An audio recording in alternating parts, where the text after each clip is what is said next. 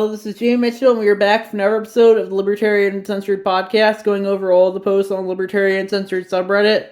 Let's get right into it. So first we have Texas Senate to pursue ban on THC products next year, Lieutenant Governor Dan Patrick says, from TexasTribune.org by Flimsy 556 And my thoughts on that are, I don't think the state should be banning any product, even if I do think it might be harmful. Like, I do think, marijuana might be harmful in some instances, but that doesn't mean I don't think people should be allowed to smoke it if they don't want to. I think if people want to justify using whatever they want to justify doing to their own bodies, they should be able to do so, and I don't think the state should be telling them otherwise, even if I personally think it might be unhealthy to use. And that's my thoughts on that issue.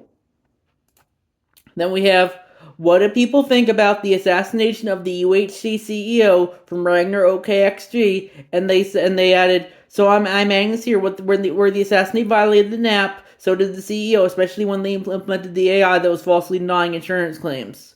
And my thoughts on that are, I personally don't think we should be celebrating people's deaths, but if people want to celebrate someone else's death, I think they should be able to.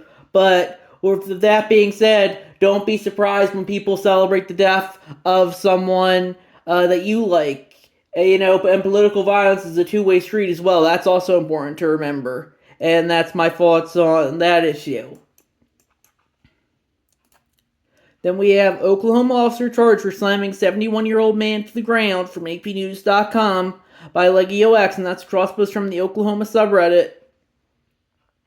And I personally do think that's very much police authoritarianism, especially if the 71-year-old man was not an active threat, and that's my thoughts on that issue. Then we have technocrats make this feel like a prison planet from Brianna Puppet, and that's a YouTube video that they made. And I would disagree with that. I definitely do think technocrats can be authoritarian, but I think the number one thing that makes this feel like a prison planet is governments and all their rules and regulations they try to impose on people who don't consent to them. And that's my thoughts on that issue. Then we have Daniel Penny trial, most serious charge dismissed, lesser charge remains, from Lemon Limelight, and they said from the New York Times, most serious charge dismissed in Subway trial, lesser charge remains, and they shared some paragraphs from the article. The Manhattan judge overseeing the case of a man accused of choking death of a mentally ill subway passenger last year dismissed the most serious charge against him on Friday afternoon, leaving jurors to consider a lesser charge when they return to court next week. The jurors on Friday deadlocked over whether the man, Daniel Penny, was guilty of manslaughter. They will now consider whether he should be convicted of criminally negligent homicide, a charge that carries a lesser prison sentence. After nearly 3 days of deliberations, the jurors sent two notes, one on Friday morning and a second during the afternoon, to the judge, Maxwell T. Wiley, saying that they could not come to a unanimous decision about whether Mr. Penny was guilty of manslaughter in the second degree.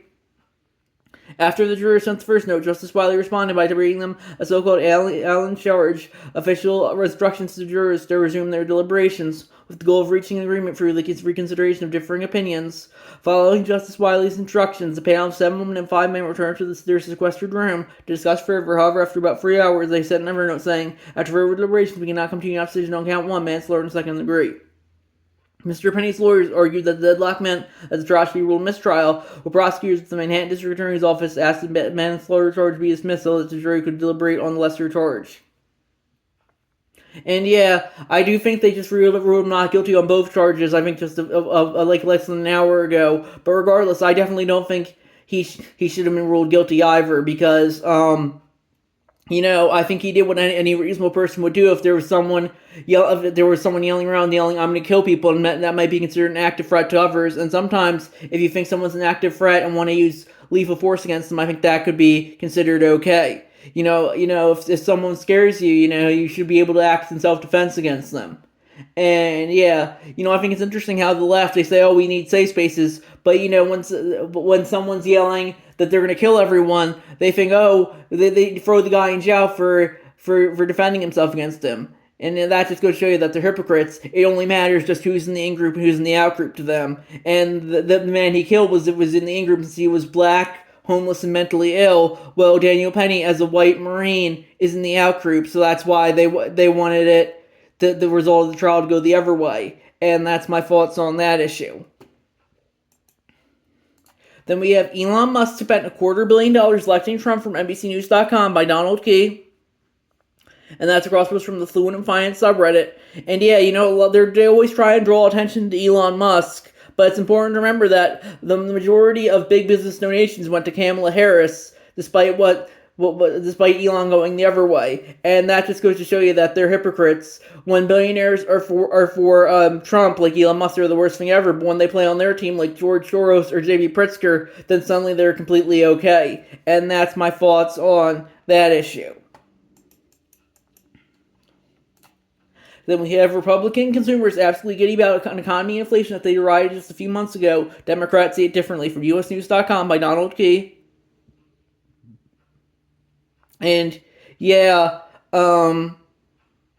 I think if people want to be happy about the economy, I think they should be able to. But I personally think this is just kind of propaganda saying, oh, the people didn't feel the economy was that bad. But I think people really did feel the economy was that bad. Now, U.S. News and other alphabet media corporations are trying to push that, it's all just racism, sexism. That was why Kamala lost. And, that's why they're increasingly irrelevant. Companies like U.S. News and New York Times and and ABC and all them, because they're just increasingly pushing narratives of people that people are getting wise to it. Not on Reddit. Reddit's pretty much just all MSM propaganda these days, but definitely other people are getting wise to that they're all pushing. It's just all propaganda they're pushing. And yeah, that's my thoughts on that issue. Then we have the 25,000-pound Tom Evans pre-amp repair and a copyright strike from Hackaday.com by Frosty Sloman. And yeah, that seems to be an article about how a guy did repair something in the company. He didn't wanted them to share what he was repairing. So yeah, I definitely do think people should be able to share whatever they want as long as the NAP isn't being violated. So that's why I'm personally very much against copyright laws, and I think that's what this very much would fall under, breaking copyright laws. And yeah, I think copyright is very anti-libertarian. I think it goes against freedom of expression, and that's my thoughts on that issue. Then we have FY from Ragnar OKXG, and that's a post of someone from Blue Sky, Raheli. They said, to everyone in similar story, the tactic my doctor's office has taught me is to ask in writing for 1, the name, board specialty, and license number of the doctor making the determination of the treatment that was not medically necessary. 2, copies of all materials that were relied on to make the determination. 3, proof that doctor making the determination has maintained registration or specific say and documentation of their meeting all their continuing education requirements. 4, the aggregate rate at which similar treatments are denied versus approved by the specific doctor being used for peer review. You're not entitled to the law, all these things in most states, but you're entitled to some of them, and you can always ask for them. And yeah, my thoughts on that are, if people want to ask their doctors for anything, they should be able to do so. But if their doctors don't want to comply, I don't think they should be forced to do so either. And that's my thoughts on that issue. Then we have Louisiana lawmakers pass income and corporate tax cuts, raising statewide sales tax to pay for it, from APnews.com by Patam 13. And yeah, I personally think all taxation is theft, regardless of the justification for it. So I do like how they passed income and corporate tax cuts, but I don't think they should be raising statewide sales tax to pay for it. I think they should just be cutting government programs to pay for it, rather than rising any other taxes. And that's my thoughts on that issue. Then we have 2024 pet deer legality by state from CH4Locks, and that's crossroads from the Matt Porn subreddit. And yeah, it looks like pet deer are legal in 5 states: South Dakota, Colorado, Arkansas, Oklahoma, and Rhode Island. And they're legal for permanent in some other states: North Dakota, Idaho, New Mexico, Wisconsin, Mississippi, Florida, South Carolina, Ohio, Michigan, Vermont, Massachusetts. And yeah, it just goes to show you how some states can be more libertarian than other states at the weirdest things like pet deer legality. Well, meanwhile, they're completely authoritarian in other aspects, like Oklahoma. You would argue they're probably one of the most conservative states in the country when it comes to, mandating Bible classes in schools. But, when it comes to pet deer, they're suddenly one of the more libertarian states. And that's my thoughts on that issue. Then we have U.S. corporate media is proving to be more worthless every day from Donald Key, and that's crosswords from the White People Twitter subreddit, and that's a post from someone on Blue Sky. If you need evidence of something that's horribly rigged in our mass media, here you go. And that they quote Blue Sky, I guess, Joe Bush, a henchman. I think he used to be chair of the Libertarian Party. But yeah, he said, I went to watch TV coverage of the live falls regime. CNN is airing a Giuliani documentary. Fox News is a comedian joking about Canada. MSNBC documentary about migrants. So I turned on BBC, which is breathlessly switching between serious South Korea demonstrations and Ghana election. And my thoughts on that are, if people, I definitely would agree with the general press that the corporate media is bringing new more worthless every day. But with that being said, people will still believe the corporate media if it confirms their agenda, and that's very much what I see with Reddit. They'll still trust the corporate media and still only consider them to be reliable sources, even if they say they complain about it other times. And that's my thoughts on that issue. Then we have good thing the Libertarian Party chair didn't support this man for president. That would be extremely embarrassing, from Ragnar OKXG. And that's a cross post from the Fakertarian subreddit. That's a tweet from Yasmin Ansari. Here's Trump proposing forceful deportation of millions of American citizens with undocumented parents. Yeah, there's no way in hell we're going to accept that.